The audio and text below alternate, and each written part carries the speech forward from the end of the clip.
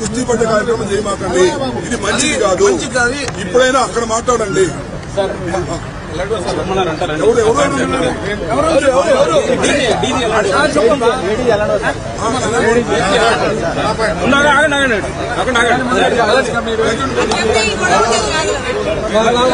ఎవరు రెస్పాన్స్ లేదండి.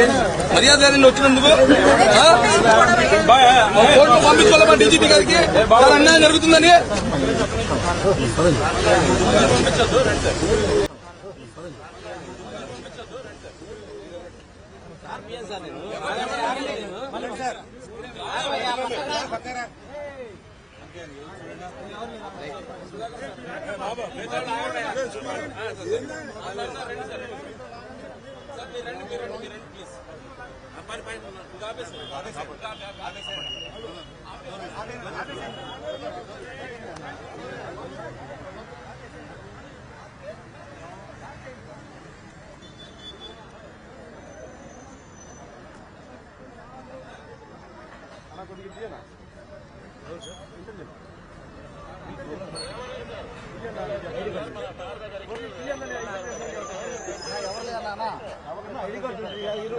గేట్ లేదన్నా అన్న. ఈ గేట్ బైవాక్ ఎవరు రానియదు అన్న. ఒక నిమిషం నా మాట ఉంటారా? ఈ గేట్ బైవాక్ ఎవరు రానియదు అన్నారు. ఆ గేట్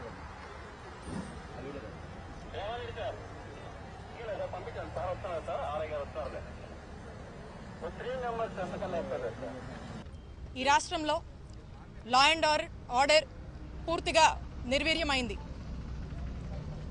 పోలీసులు వాళ్ళ ఒక విధులేంటండి?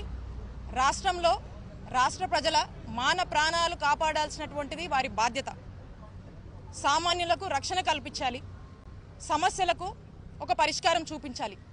ఇవన్నీ పక్కన పెట్టి ఈ పోలీసు వ్యవస్థ చంద్రబాబు నాయుడు గారికి, లోకేష్ గారికి, టీడీపీ పార్టీకి మాత్రమే పనిచేస్తున్నటువంటి విషయం రాష్ట్ర ప్రజలందరూ కూడా చూస్తూ ఉన్నారు.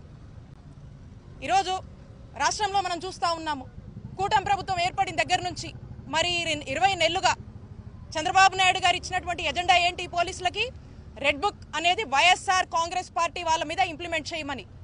పోలీసులు ఈ రెడ్ బుక్ అనేటువంటి పేరుతో వైఎస్ఆర్ కాంగ్రెస్ పార్టీ నాయకుల మీద, కార్యకర్తల మీద, ముఖ్యంగా మా ఎస్సీ, బీసీ, ఎస్టీ మైనారిటీలను దగ్గరుండి ఊళ్ళల్లో ఇళ్ల మీద పడి ఈరోజు హత్యలు చేస్తూ ఏ విధంగా చంపుతున్నారో రాష్ట్ర ప్రజలందరూ కూడా చూస్తున్నారు. మరి పోలీసులు దగ్గరుండి ఈ టీడీపీ వాళ్ళు గూండాల్లాగా ఇళ్ల మీద పడి చంపుతూ ఉండడము, ఈ హత్యలు జరుగుతుండడం మనం చూస్తూ ఉన్నాము. మరి ఈ రోజున మా పల్నాడు జిల్లాలో మీరు చూశారు, ఈ మందా సాల్మన్ని ఏ విధంగా అక్కడ ఉన్నటువంటి టీడీపీ వాళ్ళు ఇళ్ళ మీద పడి తన తలని రాడ్లతో పగలగొట్టి ఏ విధంగా చంపారో మనం చూసాము. ఇలాంటి ఈ రెడ్ బుక్కి బలైన వాళ్ళు ఎంతో మంది ఉన్నారు మరి 20 నెలలుగా. మరి వీళ్ళందరి మీద కూడా మనం చూసినట్టయితే ఇవన్నీ ప్రభుత్వ హత్యలుగానే భావించాల్సినటువంటి అవసరం ఉంది. ఎందుకంటే పోలీసులు చోద్యం చూస్తున్నారు. ఇలా హత్యలు జరిగినా, ఇలా ఏం జరిగినా కూడా పట్టనట్టు, పైగా ఎవరైతే దాడికి గురయ్యారో వాళ్ళ మీద కేసులు పెడుతున్నారు. ఈరోజు పోలీస్ స్టేషన్ల పరిస్థితి ఏంటి? రాష్ట్రంలో ఏ సామాన్యుడు కానీ పోలీస్ స్టేషన్కి వెళ్ళి ఒక కంప్లైంట్ ఇస్తే ఆ ఎమ్మెల్యే కానీ, ఆ మినిస్టర్ కానీ, అక్కడ ఉన్నటువంటి మినిస్టర్ కానీ, లేదా చంద్రబాబు నాయుడు గారు ఆఫీస్ నుంచి చెప్తే కానీ ఎఫ్ఐఆర్ కట్టే పరిస్థితి లేదు.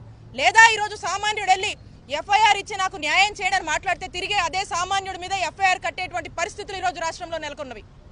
మరి ఇలాంటి పరిస్థితుల్ని, ఈ రెడ్ బుక్ బలైతున్నటువంటి ఈ ప్రాణాలని మరి ఇవన్నీ కూడా అడ్రస్ చేయాలి అని చెప్పి ఈరోజు వైఎస్ఆర్ కాంగ్రెస్ పార్టీ ఒక రిప్రజెంటేషన్ తీసుకొని డీజీపీ గారిని కలుద్దామని, ఈ మందా సాల్మన్ని ఏ విధంగా హత్య చేశారో దీని గురించి చెప్దామని వెళ్తే మరి డీజీపీ గారు number of times, YSR Congress party వాళ్ళు నంబర్ ఆఫ్ టైమ్స్ అనేక అంశాల మీద రిప్రజెంటేషన్ ఇవ్వాలని చెప్పి పార్టీ ఆఫీస్ నుంచి అపరెడ్డి గారు కావచ్చు ఈమెయిల్స్ పెట్టి, అఫీషియల్గా లెటర్స్ పెట్టి, మరి మీడియాకు కూడా తెలుసు ఎన్ని అటెంప్ట్స్ చేస్తున్నామో, దేనికి స్పందించట్లేదు.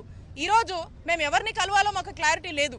మేము ఆఫీస్కి వస్తే మమ్మల్ని మాకే ఇలాంటి పరిస్థితి ఉంటాయి. ఇక్కడ ఎక్స్ఎమ్మెల్యేలు, మినిస్టర్లు, ఎమ్మెల్సీలు వస్తే మాకే ఇలాంటి పరిస్థితి వస్తే మరి సామాన్యుడిని ఏం ఆదుకుంటారు ఈ పోలీసులు? ఈ డీజీపీ గారు ఏం ఆదుకుంటారు సామాన్యుల్ని? ప్రజల్ని రక్షించాలి, ప్రజల్ని కాపాడాలి. రాష్ట్ర ప్రజలంటే వారి బాధ్యత కాదా?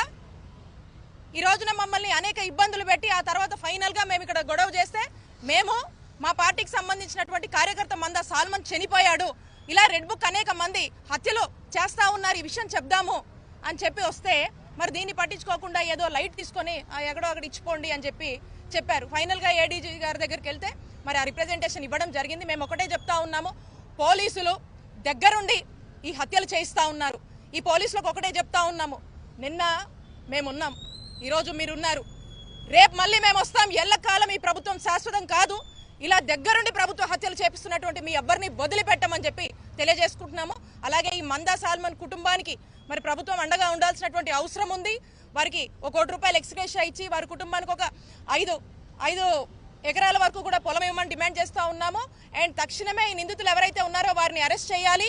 అలాగే వీళ్ళు ఎవరైతే ఈ మందా సాల్మన్కి సంబంధించి ఆ కేసుకు సంబంధించినటువంటి వాళ్ళందరినీ కూడా కఠినంగా వాళ్ళ మీద చర్యలు తీసుకోవాలని మేము వైఎస్ఆర్ కాంగ్రెస్ పార్టీ తరఫున డిమాండ్ చేస్తూ ఉన్నాం. ఈరోజు రాష్ట్రంలో దళితుల మీద దాడులు, హత్యలు ఏ విధంగా జరుగుతున్నాయన్నది గత 18 నెలల కాలంలో మనం చూస్తున్నాం. ఒక మందా సాల్మన్ అనే వైఎస్ఆర్ కాంగ్రెస్ పార్టీ కార్యకర్త, దళిత కార్యకర్త, మాదిగ కులస్తుడు చంపేస్తే ఇంతవరకు కూడా తెలుగుదేశం పార్టీ తరపు నుంచి ఎటువంటి అధికార ప్రకటన కూడా లేదు. ఏ విధంగా దళితుల మీద వీళ్ళకి ఎటువంటి గౌరవం ఉందనేది ఒక్కసారి మనకు అర్థమవుతుంది. మరి నేను అడుగుతున్నాను, ఒక దళితుడు, ఒక మాదిగ కులస్తుడు చనిపోతే ఈ రాష్ట్ర ముఖ్యమంత్రి ఎన్నికలు వచ్చినప్పుడల్లా సరే నేను పెద్ద మాదిగ అని చెప్పుకునే చంద్రబాబు నాయుడు ఇప్పుడు ఏమయ్యాడు? ఈ రాష్ట్రంలో, ఈ ప్రభుత్వంలో దళిత మంత్రులు ఈ మందా సాల్మన్ చనిపోతే ఏం చేస్తున్నారు? కనీసం మా సోదరుడు ఒక జాతి పౌరుడు చనిపోయాడని ఇంగిత జ్ఞానం కూడా లేకుండా మీ రాజకీయాలు కోసం, మీ రాజకీయ స్వలాభం కోసం ఈరోజు మీరు దగ్గరుండి దళితుల్ని చంపిస్తున్నారే, ఇదా తెలుగుదేశం ప్రభుత్వానికి న్యాయమని అడుగుతున్నాను. ఒకప్పుడు వైఎస్ఆర్ కాంగ్రెస్ ప్రభుత్వంలో దళితులంటే ఆత్మగౌరవంతో, ఆత్మవిశ్వాసంతో బతికిన దళితులు ఇప్పుడు ఏ విధంగా బతుకుతున్నారు, ఏ విధంగా భయంగా బిక్కు బతుకుతున్నారు, ఏ విధంగా అరెస్టులు అవుతున్నారు, ఏ విధంగా హత్యలు గావిస్తున్నారు అనేది ఈ 18 నెలల కాలంలో చూసాం. ఇప్పటికైనా సరే ఇటువంటి రాజకీయ ప్రేరేపణ గల హత్యలు, ప్రభుత్వ హత్యలు ఇవన్నీ ఆపకపోతే దళితుల నుంచి ఈ ప్రభుత్వం మీద తీవ్ర ఆగ్రహం ఇప్పటికే స్టార్ట్ అయింది. తప్పకుండా మీ ప్రభుత్వ పతనం ఖాయమని తెలుసుకున్నాం. ఇప్పటికైనా సరే మందా సాల్మన్ కుటుంబానికి ఏదైతే మా పార్టీ డిమాండ్ చేస్తుందో తక్షణం కూడా ₹1 కోటి నగదు, 5 ఎకరాల పొలము, వాళ్ళ ఇంట్లో ఒక ప్రభుత్వ ఉద్యోగం ఇప్పించే బాధ్యత ప్రభుత్వం ఇచ్చి దానికి చిత్తశుద్ధి నిరూపించుకోవాల్సిన అవసరం ఉంది. అంతే తప్ప దళితుల్ని కేవలం ఓట్ల బ్యాంకుగా